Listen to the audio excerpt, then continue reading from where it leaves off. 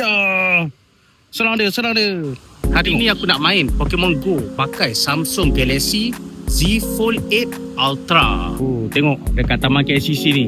Ada banyak gila weh Mewtwo. 1, 2, 3, 4, 5. Boleh raid semua gym dekat sini. Yang bagusnya walaupun aku dekat outdoor, tapi dia punya screen masih jelas sebab dia ada brightness yang boleh pergi sampai 3000 nits tau. Cuba tengok.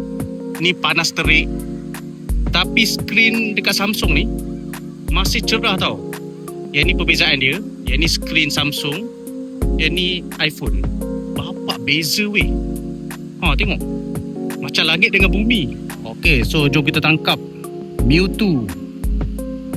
Battle. Go ya. Serang dia. Tengok, dia punya CP sampai 100k weh. Berjaya. 2, 3, go. Okay, tengok dapat ke tak? Woo, dapat Mewtwo.